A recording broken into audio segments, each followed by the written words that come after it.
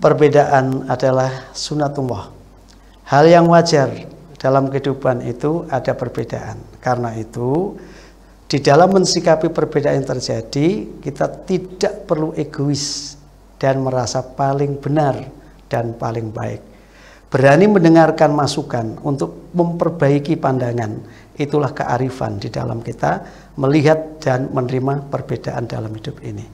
Insya Allah, kalau itu kita lakukan dengan baik, kita jalani dengan tepat, maka perbedaan akan menjadi rahmah, kasih yang begitu membahagiakan bagi semua. Karena tidak menjadi pemicu terjadinya perselisihan, apalagi konflik, bermusuh, dan membenci satu dengan yang lain. Karena itu, sekali lagi kita harus menjadikan perbedaan sebagai sarana dinamisasi kehidupan kita. Justru karena ada yang berbeda, kita bisa saling melengkapi, saling menyempurnakan satu dengan yang lain.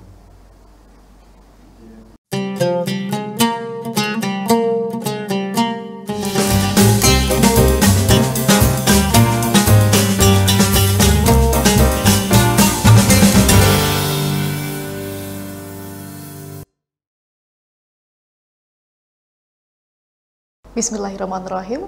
Assalamualaikum warahmatullahi wabarakatuh. Pemirsa Jember 1 TV yang dirahmati Allah. Allah menciptakan dunia ini dengan penuh keberagaman dan juga perbedaan. Manusia dilahirkan dalam bentuk yang berbeda-beda, baik jenis kelamin, warna kulit, bentuk tubuh, dan lain-lain. Semua perbedaan ini adalah bagian dari rahmat Tuhan yang wajib untuk kita syukuri. Perbedaan yang ada di dunia ini adalah bagian dari kehendak Tuhan. Pasti ada tujuannya mengapa makhluk hidup diciptakan berbeda-beda.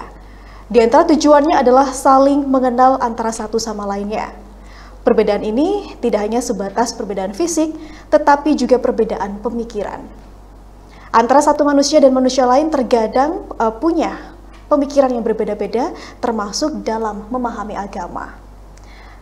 Dalam tema kita, episode Sate Sembun kali ini mengangkat sebuah menyikapi perbedaan dengan bijak. Untuk membahasnya lebih lengkap telah hadir di studio kita seorang narasumber. Beliau adalah Ketua Majelis Ulama Indonesia Jember, Haji Kusno MPDI. Kita akan sapa beliau terlebih dahulu, pemirsa. Assalamualaikum warahmatullahi wabarakatuh, Ustadz Kusno. Waalaikumsalam warahmatullahi wabarakatuh. Bagaimana kabarnya hari ini? Alhamdulillah, sehat walafiat. Tetap semangat ya Ustadz ya. Alhamdulillah. Tetap eksis semangat juga. Itu harus terus tumbuh di dalam jiwa kita. Terus supaya tumbuh. Kita, setiap hari, pagi hari kita harus membiasakan semangat baru tentunya lebih baik begitu. Ya, jadi kalau semangatnya itu sudah tumbuh, kembang, insya Allah karya-karyanya juga akan semakin bermakna. Waduh, kuncinya adalah semangat. Ya. Sesakit atau sepayah apapun, ketika masih semangatnya itu kuat, insya Allah tidak menghalangi untuk memberikan manfaat kepada sesama. Masya Allah. Tentunya semoga terus eksis dalam aktivitas keseharian. Amin, ya Ustaz. Mudah-mudahan. Nah, ini berkaitan dengan tema kita hari ini, menyikapi perbedaan dengan bijak. Kita sudah dalam kondisi yang perbedaan adalah sebuah keniscayaan, begitu ya Ustaz ya. Namun bagaimana kita menyikapinya sebagai manusia yang makhluk sosial begitu? Bagaimana menghadapi perbedaan ini dengan bijak?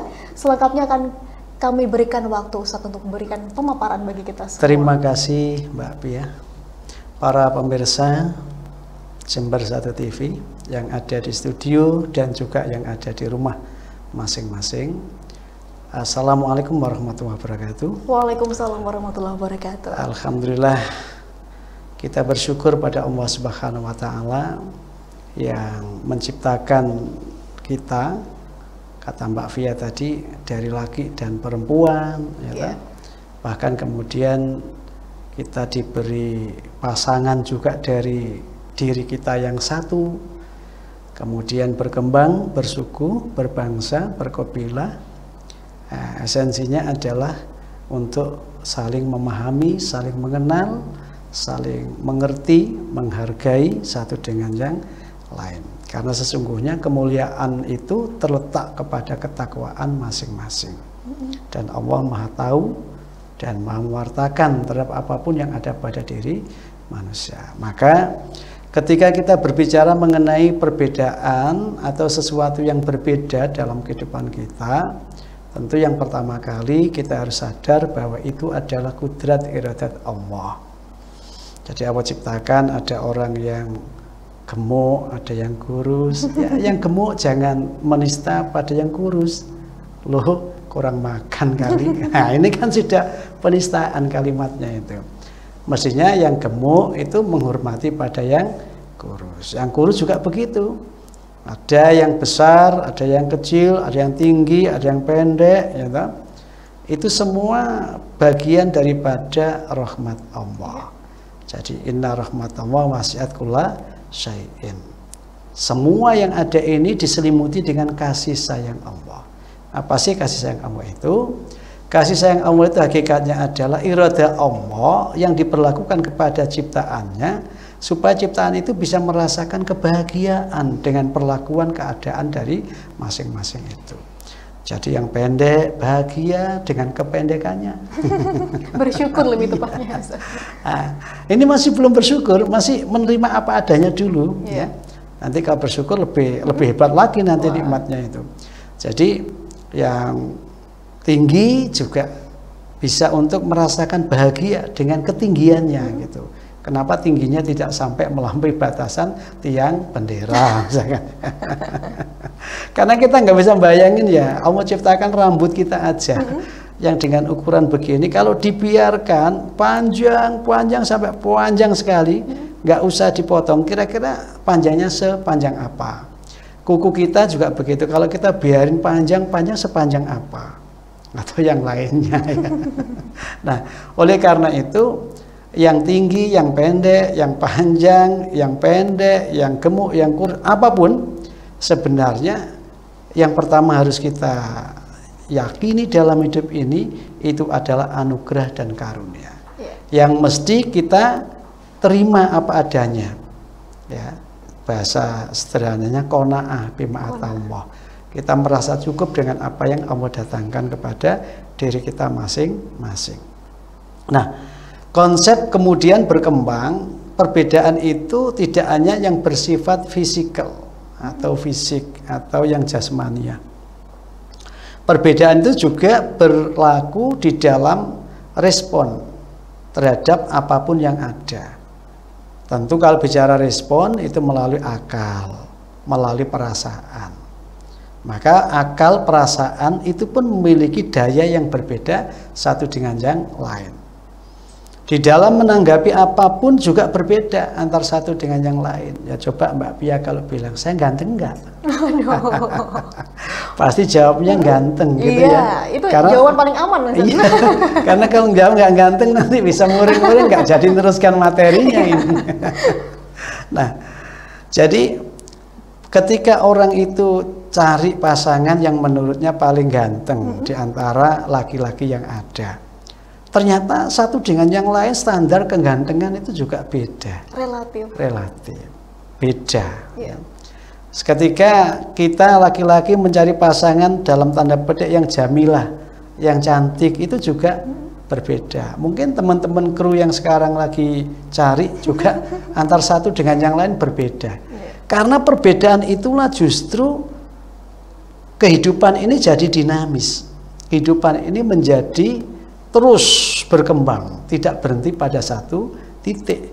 Kita bayangin kalau semua punya konsep yang sama mengenai cantik dan mengenai ganteng tadi itu, tampan tadi, insya Allah satu jagat manusia mencintai satu benda yang sama. Dan itu kayaknya bukan kesejahteraan, bukan kebahagiaan yang akan diperoleh, justru perebutan yang akan menjadikan kehancuran di antara mereka. Maka sekali lagi, perbedaan sebagai sunatullah baik yang fisik maupun yang non fisik sudah semestinya ditempatkan pada kedudukan apa adanya, naturalistik, alami, ya, tidak perlu dibuat-buat. Maka tidak perlu khawatir dan tidak perlu takut ketika mengekspresi terhadap perbedaan dalam kehidupan ini. Ya, yang kecil tadi jangan takut karena ada yang besar, nanti akan dipukul sama yang besar, jadinya hancur. Demikian pula di dalam mengatakan ini baik menurut saya, ini benar menurut saya, nggak usah khawatir. Toh kebenaran dipertanggungjawabkan oleh yang meyakini dan yang mengungkapkannya. Orang yang mendengar itu hanya menjadikan pertimbangan. Mana ya yang menurut dia benar, mana yang menurut dia baik. Menurut saya belum benar itu. Menurut saya belum baik. Iya. Satu dengan yang lain punya persepsi mengenai kebaikan dan kebenaran. Dan itu tidak perlu kemudian dijadikan persoalan. Sepanjang kita tadi memiliki satu kesadaran bahwa perbedaan itu bagian daripada anugerah, bagian daripada rahmat yang diberikan oleh Allah agar kehidupan manusia itu dinamis dan kehidupan manusia itu lebih bisa memberikan manfaat satu dengan yang lain. Itu konteks pertama ketika kita ingin untuk melihat perbedaan sebagai watak dasar atau karakter alamiah dari semua yang ada. Yang kedua tentu tadi Mbak Pia sudah masuk ke ranah itu supaya bisa saling mengerti, bisa saling memahami. Ya karena ketika orang itu berani mengatakan yang berbeda, maka tidak terjadi benturan dan tidak terjadi perselingkuhan. Jadi perselingkuhan saya katakan kepura-puraan. Orang meyakini satu ini yang benar, tidak berani mengekspresi, akhirnya jadi berpura-pura. Hidup penuh dengan imitasi, ya, dusta, ilusi. Hidup di dalam ketidakmenentuan antara yang diingini dengan yang dilakukan. Padahal itu semua menyiksa. Ya, itu menyiksa. Seharusnya jangan khawatir, ekspresikan aja yang berbeda itu. Toh semua akan bisa menghargai dan menghormati sepanjang sampai kepada lita'arufu tadi itu. Orang kemudian punya pengertian, orang punya pemahaman bahwa yang berbeda tidak perlu dipaksa-paksakan untuk menjadi yang sama. Karena setiap dari orang bisa menikmati dari perbedaan yang ada itu. Nah, inilah yang disebut dengan pemahaman moderasi. Akhirnya manusia itu sangat wasatiyah dalam melihat kenyataan ini. Tidak menjadi orang yang justifikasi atau stigmatik terhadap apapun yang ia dapatkan. Apakah yang pendek itu mesti jelek dibanding dengan yang panjang? Ya lihat situasi dan kondisi serta manfaat dan madarat dari masing-masing perbuatan itu. Ada kalanya dibutuhkan pendek, ada kalanya dibutuhkan panjang, ada kalanya yang lebih manfaat itu tinggi, ada kalanya lebih manfaat itu yang pendek. Tergantung situasi dan kondisi. Nah, oleh karena itu, langkah yang kedua tadi itu kalau kita melihat perbedaan supaya bisa menjadi sumber kerahmatan, ya kita harus berupaya memahami dan kemudian menempatkan pemahaman itu dengan tepat. Tidak dijadikan sebagai justifikasi atau dijadikan sebagai stigmatisasi kepada pihak-pihak yang berbeda.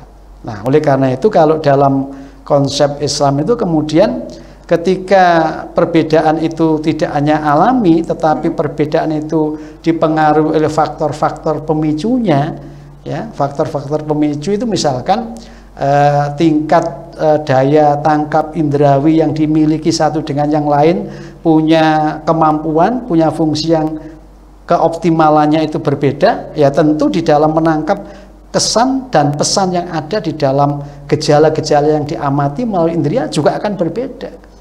Ya, orang yang buta dengan orang yang melihat, orang yang kero, ya, ada kan orang kero itu, jadi yang dilihat depan tapi kelihatan samping, itu namanya kero, ya.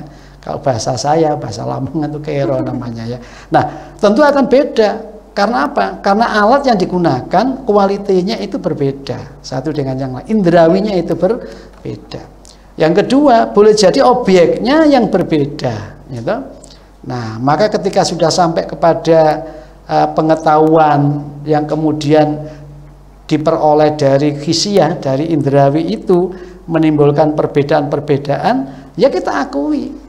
Ya, bagaimana orang yang masih pendek melihat orang yang sedang, karena dia pendek kelihatannya tinggi. Bagaimana orang yang tinggi melihat yang sedang, ya pendek.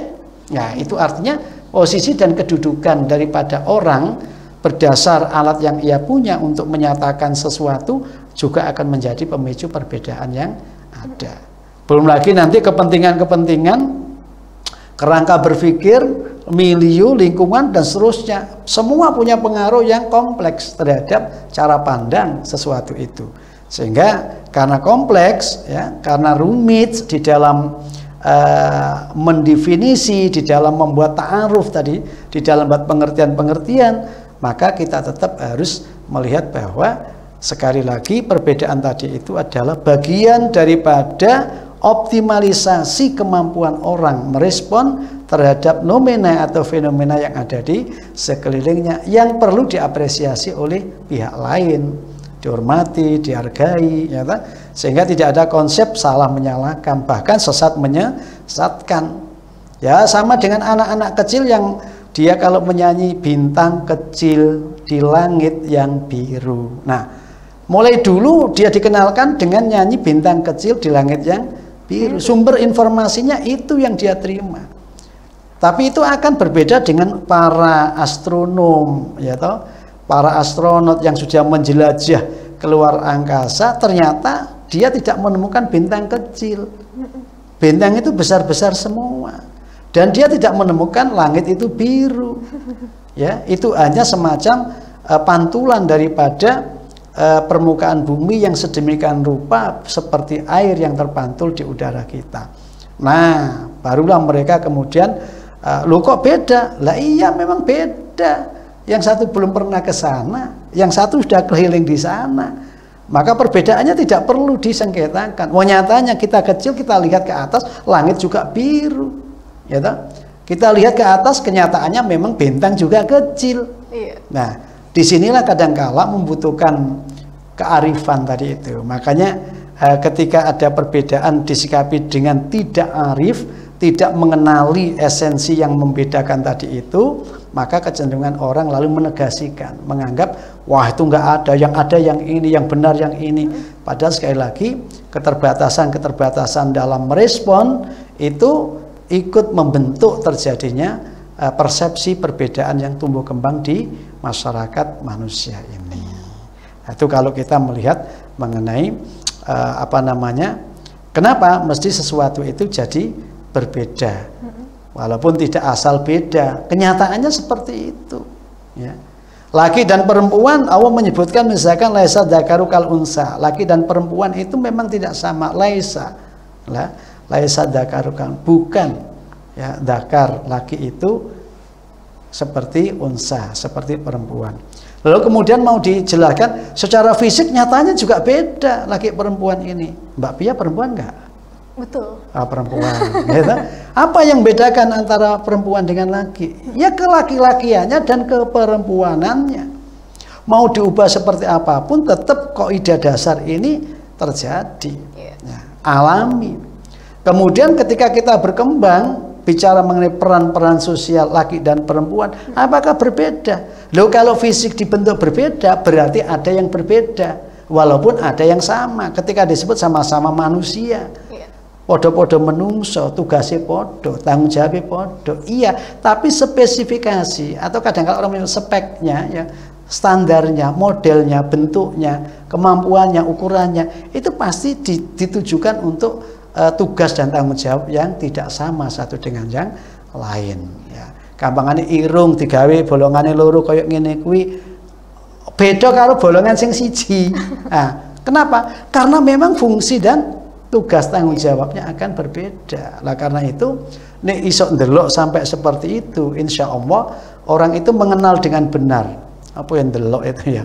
Melihat esensi daripada hidup tadi itu, orang akan bisa arif, bijak di dalam memperlakukan apapun yang ada di hadapannya, tidak melihat dari sisi perbedaan yang kemudian bisa menjadi sumber perselisihan, tetapi perbedaannya justru menjadi sumber kerahmatan Tuhan tadi. Karena ketika ada yang tidak pinter, ada yang pinter, maka terjadilah proses belajar mengajar, dan di situ terjadi ikatan-ikatan emosional berbasis pada kecintaan satu dengan yang lain.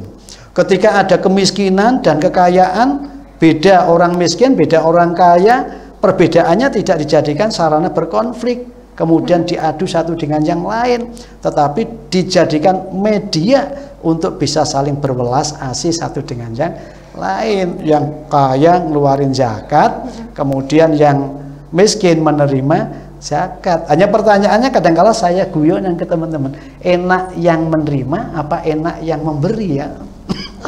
Kalau yang menerima itu kan tidak perlu kerja keras. Ya, kalau yang memberi kan harus kerja keras dulu, kemudian dia punya. Kalau saya bilang gitu sebenarnya yang mengetahui sampai itu ingin jadi mental miskin atau mental kaya gitu aja. Nah, jadi maksud saya ketika kita mengenal dengan benar perbedaan yang ada itu, ada maksud-maksud kerahmatan Tuhan, maka kita akan bisa mengoptimalkan perbedaan sebagai sarana untuk merekat kebersamaan, bukan sarana untuk berselisih dan berkonflik, apalagi membenci dan bermusuh satu dengan yang lain. Masya Allah, ini sebuah hal yang begitu mencerahkan begitu. Mudah-mudahan pemahaman moderasi tadi hal yang sangat menarik, dan juga kita sebagai manusia makhluk sosial jangan sampai menjadi karakter yang mudah menjustis, mudah menstigmasi orang lain yang mungkin berbeda, dianggap berbeda begitu. Karena ketika ada perbedaan antar satu sama lain, belum tentu yang benar, yang kita yakini benar itu memang kebenaran yang absolut. Namun bisa jadi apa yang berbeda di antara kita itu adalah sebuah rahmat yang diberikan oleh Allah. Dan di tengah perbedaan begini Ustadz, tentunya ada sebuah hal dasar yang biasa disebut sebagai fanatisme begitu. Entah apa yang diyakini, mungkin dari agama atau hal-hal lain. Apabila kita mendapati seorang yang memiliki fanatisme terlebih berlebihan begitu, apakah itu merupakan tanda bahwasanya yang dia pahami, yang dia yakini itu tidak sepenuhnya benar atau belum full begitu ajaran yang dia pahami?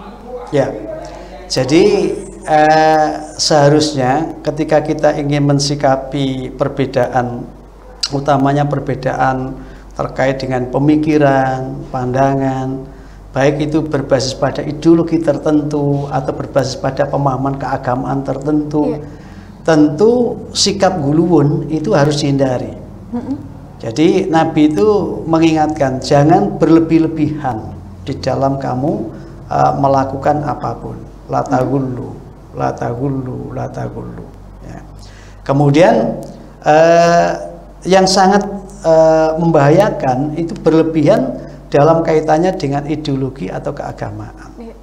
Karena itu akan bisa menyebabkan sebagai kekuatan yang menghancurkan terhadap umat beragama itu sendiri.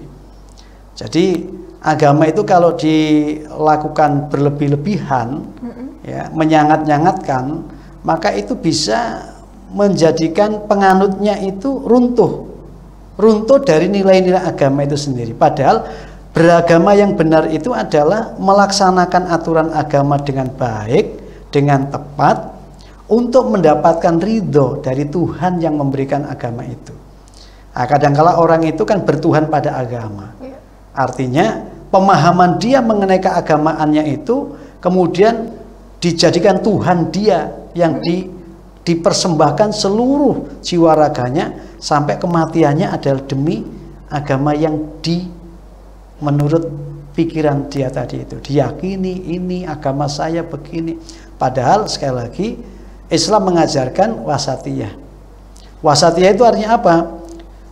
Ketika kita mengerjakan ajaran agama, maka kita harus mengenali mana yang pokok, mana yang usul, mana yang furu', mana yang cabang.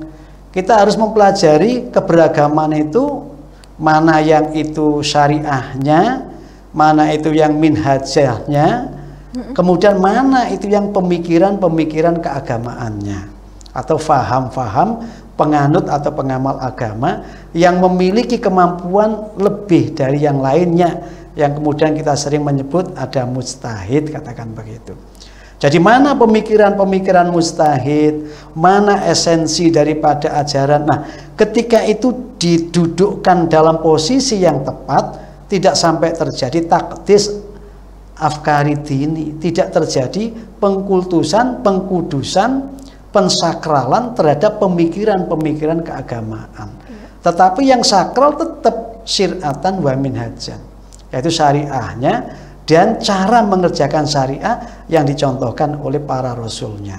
Maka sekali lagi, jika ada pemahaman keberagamaan kemudian melampaui teks itu sendiri, kemudian menyangat-nyangatkan, jangan-jangan itu masuk pada posisi guluan tadi itu, ya, memasuki wilayah yang berlebih-lebihan di dalam beragama. Maka seyogyanya kalau terjadi seperti itu, kembalikan bahwa kita itu didorong untuk menjadi umat beragama yang wasatiyah, wasato, umat yang betul-betul tengahan, yang tidak mengabaikan ya, terhadap ajaran yang semestinya, juga tidak menganggap yang bukan ajaran sebagai bagian ajaran itu. Ya. Jadi misalnya sederhana saja, kita bersolawat kepada Kanjeng Nabi, misalkan solawat Kanjeng Nabi itu kan ya ayyuhalladzina amanu shollu alaihi wasallimu taslima. Cara untuk bersolawat kepada Kanjeng Nabi ditanyakan oleh sahabat kepada beliau, bagaimana aku sholawat kepada engkau? Katakan kul Allahumma sholli ala Muhammad. Bahkan di tafsir yang berbeda, kul sallallahu ala Muhammad. Nah, kemudian Nabi mengajarkan ketika kamu sholat, bersolawatlah Allahumma sholli ala Muhammad wa ali Muhammad kama sholata ala Ibrahim wa ali Ibrahim. Terus titik sampai innaka hamidum majid. Sepanjang orang sholawat sudah seperti itu, kemudian ada yang ingin lebih daripada itu, maka yang lebih jangan menganggap yang kurang tadi itu sebagai tidak bersolawat atau kurang bersolawat. Demikian pula yang mengerjakan Allahumma sholli ala Muhammad atau sallallahu ala Muhammad atau sholat Ibrahimi tadi itu, jangan menganggap yang memiliki cara bersolawat kepada Nabi, misalkan ya Nabi salam alaika, ya Rasul salam alaika, ya Habib salam alaika, sholawatu wa alaika. Itu juga jangan kemudian dimaknai ini berlebih-lebihan, yang kemudian dianggap sebagai sesuatu yang melampaui batasan-batasan itu. Nah, ketika kita bisa memahami seperti itu, la tafrid, tidak ada yang terabaikan, tapi juga la taghulu, tidak berlebihan menyangat-nyangatkan, kita berada di garis yang tengah. Nah, jadi memang betul cara diantara menunjukkan cinta kita kepada Kanjeng Nabi ada dengan sholawat. Kaifiyahnya, minhajahnya banyak. Nah, disinilah kemudian muncul semangat untuk menghormati dan menghargai di dalam amaliyah itu. Kenapa? Karena cinta kepada Rasul itu tidak cukup hanya dengan sholawat saja. Masih banyak. Apa itu ittiba? Qul in kuntum tuhibbuna fattabi'uni, gitu lah. Ada ikuti aku lah, ikuti aku. Bagaimana ikut seperti Kanjeng Nabi yang sangat welas asih, dan itu sangat kompleks ya percontohan yang diberikan oleh beliau. Nah, karenanya sekali lagi bahwa kita jangan sampai terjebak pada guluwun wala tafridun. Jangan mengabaikan dan juga jangan berlebih-lebihan. Maka pandanglah sesuatu itu apa adanya. Petakan mana yang usul, mana yang furu', mana yang ajaran syariah, mana yang minhajan, metodologi, cara, kaifiyah, dan mana juga yang afkar, pemikiran-pemikiran dari para pendahulu kita, sehingga kita tidak terjebak saling berselisih atas sesuatu yang berbeda dari pemikiran yang memang sejak dulu sudah ada perbedaan. Sudah ada perbedaan, sebuah keniscayaan. Wah, itu tadi. Itu sampai besok pun gitu. Makanya nikmatnya itu bisa dibicarakan setiap saat. Kenapa? Andai kan sudah tidak berbeda, sudah nggak ada pembicaraan berikutnya. Tidak ada topik lagi terkait perbedaan, begitu ya Ustaz.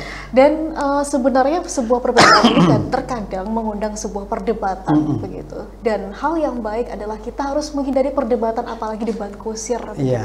Namun dalam beberapa kondisi atau kegiatan begitu, dalam hal keagamaan juga ada beberapa forum-forum perdebatan, begitu Ustaz. Apakah esensi dari sebuah perdebatan tersebut mencari kebenaran ataupun kesalahan, atau mencari sebuah kesepakatan bersama, begitu? Iya, saya setuju bahwa ketika orang berdebat, sepanjang bisa untuk tidak berdebat, tidak perlu berdebat, karena syaratnya berdebat itu berat. Wajadilhum billati ya ahsan. Jadi kalau kamu ingin berdebat akibat perbedaan yang terjadi di antaramu, itu kalau kamu tidak bisa dengan cara yang bagus, yang ihsan, di mana ihsan itu kan sebuah peribadatan yang seolah-olah pelakunya melihat Allah, meskipun dia tidak melihatnya, dia yakin Allah itu melihat dia. Bagaimana ketika kamu berdebat tadi dengan penuh kejujuran, fokus pada kebenaran, dan tidak ada sedikit pun terbesit untuk memenangkan. Dan tidak pula terbesit bagaimana bertahan supaya tidak kalah. Karena menang dan kalah dalam sebuah perdebatan itu tetap menyisakan qaswatal qalbi, yaitu atos hati itu, keras hati orang itu. Nah, makanya kalau bisa hindari aja. Kalau memang terpaksa, wajadilhum billati ya aksan. Syaratnya tadi itu harus betul-betul murni ingin menemukan yang benar. Semua pemahaman yang sudah dimiliki harus ditaruh dulu. Semua perbedaan itu diocei, mulai dari penyebabnya apa. Kemudian fokus lokusnya itu betul dibatasi, sehingga tidak geladra kemana-mana. Definisinya diperjelas dan dipertegas, baik konsepsional maupun operasionalnya. Ini kayak akademik akhirnya. Operasionalnya dan konsepsionalnya itu dibatasi. Apa yang menurut Anda itu berbeda? Jangan-jangan teks ini tidak mengandung perbedaan, hanya sudut pandangmu saja yang digunakan itu nggak sama dengan sudut pandang temanmu itu, sehingga terjadi perbedaan, seolah-olah yang berbeda teksnya, seolah-olah yang berbeda kontekstualitasnya, padahal asli yang berbeda itu adalah mindsetmu saja, ya, mindset kamu saja. Nah, di sini kemudian muncul pendapatku benar, tapi mengandung kemungkinan salah. Pendapatmu salah mengandung kemungkinan benar. Maka ayo dijajarkan, dianalisa bareng, dikasih kotak, dikasih lingkaran, kemudian dipecahkan bersama. Lalu begitu keluar dari majelis itu tidak bicara menang dan kalah, tapi bicara kita sepakat. Kita sepakat ini yang kita amalkan sesuai dengan pandangan kita masing-masing. Itu yang kadang kita sebut agreement and disagreement, sepakat dalam ketidaksepakatan. Kenapa? Karena ternyata ketika diurai lagi tetap tidak bisa untuk membuat orang itu kedua-duanya meyakini dalam satu kedudukan perkara tadi itu. Nah, karena itu kalau ada yang suka jidal, ya wajadilhum billati ya aksan. Berjidal, berdebatlah kamu dengan cara yang ihsan, yang indah, yang bagus, yang tidak menista satu dengan yang lain. Yang saya tadi ada 5 persyaratan untuk berdebat tadi itu ya, mulai dari ketulusan, berpijak pada kejujuran, kebenaran, fokus lokusnya itu dibatasi, kemudian lepaskan rasa ingin menang, kemudian lepaskan rasa khawatir akan kalah, semua beber jelentrehkan apa adanya. Dan memang kalau di dalam ayatnya itu kan farudu ila wa rasul. Setiap perbedaan itu dikembalikan pada Allah dan Rasulnya. Para mufasir cenderungnya ya pada Quran dan Sunnah. Tapi justru hari-hari ini yang jadi sumber perbedaan itu bukan nasnya, bukan teksnya, bukan konteksnya, tapi yang bikin perbedaan mindsetnya ini loh. Jadi kalau mindsetnya sampai menclek, ini Mbak Pia, nggak bisa kita bayangin orang berdebat di atas mindset yang menclek. Ya, oleh karena itu lebih baik tidak berdebat. Kalau toh kemudian fas'alu ahla dzikr in kuntum la ta'lamun, oke. Setiap yang tidak diketahui dipertanyakan pada ahlinya, oke. Tapi kemudian ternyata ahli itu kumpul semua pun ternyata pandangannya tetap berbeda satu dengan yang lain. Kembalikan mana yang Anda yakini. Karena keyakinan tidak bisa untuk dihilangkan dengan keraguan. Masya Allah. Ya. Orang yakin nggak bisa untuk gugur karena keraguannya. Apalagi pendapat orang menggugurkan pendapat yang lain. Pendapat satu orang aja nggak bisa menggugurkan pendapatnya sendiri kok. Hari ini saya berpendapat A, nanti sore saya berpendapat B. Dalam perkara yang sama tidak boleh disanding-sanding K dan dibanding K. Ya. Oh, jadi banding-banding iya, itu supaya kejujurannya itu terekspresi dengan tepat. Loh, kalau tetap masih dibanding-bandingkan, ayo alim endi ulama ini dengan semuanya alim. Kalau mereka nggak alim, nggak mungkin istinbatal hukmi, mampu mengambil kesimpulan hukum yang masih global. Nggak mungkin. Makanya kita sami'na wa ata'na dalam arti kita jadikan semua pandangan-pandangan itu sebagai pertimbangan, karena kita ditanya apa yang kita dengar, kita ditanya apa yang kita lihat, kita akan ditanya apa yang terbesit di dalam hati kita mengenai kebenaran atau ketidakbenaran sikap kita. Jadi kita bukan norak buntek ABCD, bukan. Kita bertanggung jawab dengan pilihan-pilihan kita. Bahkan banyak nanti riwayat di dalam Quran itu berbicara mengenai orang-orang yang datang kemudian yang menyandarkan kaifiah hidupnya, wijah hidupnya itu dengan orang-orang sebelumnya. Nanti akan terjadi perdebatan di saat bertemu dengan Tuhan, di mana ternyata semua itu adalah nggak benar. Loh, coba sudah kadung ngotot, ngeyel, ujung-ujungnya nggak benar. Ya lebih baik kita, ayo, aku punya pendapat, ya toh, pendapatku kuyakini benar, tapi kemungkinan ada kesalahan, kekeliruan. Pendapatmu mau yakini benar, tapi aku yakin nggak benar pendapatmu itu, tapi ada kemungkinan benar. Yuk di apa? Dikaji bareng. Ayo kitabmu apa? Dijukuk teko kene. Sing sampean jukuk sing endi iki? Padha Qur'ane siji, hadisnya berserakan, ya toh. Pendapat ulama sangat beragam. Terus sampean ngapik sing endi? Aku meloki kiai, ora isa aku meloki kiai itu. Kenapa? Yang kau lihat, kau saksikan. Kenapa nggak milih yang ini? Nah, itu ada alasan kenapa tidak pilih ini tapi pilih itu. Itu dipinta pertanggungjawaban. Oleh siapa? Oleh Tuhan. Ya, sumalatus aluna yauma idzin anin. Nah, segala fasilitas yang digunakan akan diminta pertanggungjawaban. Yang kau dengar, yang kau lihat, yang terbesit di hatimu akan dimintanya. Semuanya tentunya memiliki pilihan. Dan jangan takut untuk mengalami perbedaan, melakukan perbedaan, asalkan kita tidak merugikan orang lain dan yakin bahwa yang kita ambil adalah jalan yang benar. Begitu ya Ustadz, Masya Allah. Ini tema yang sangat menarik dan cukup dalam kalau misalkan kita menelaah lebih lanjut ya Ustadz. Namun lagi-lagi kita sudah sampai di penghujung episode kali ini. Namun mudah-mudahan ilmu yang sudah diberikan oleh Ustadz Kusno bermanfaat dan barokah bagi kita semua. Amin, Allahumma amin. Terima kasih Ustadz telah meluangkan waktu untuk memberikan ilmunya kepada kami dan juga pemirsa Jember 1 TV. Dan demikian episode Sada Sambun kali ini pemirsa. Saya Pia Mediana mohon undur diri. Terima kasih atas kebersamaannya. Wassalamualaikum warahmatullahi wabarakatuh. Matur nuwun, Ustaz. Sama-sama.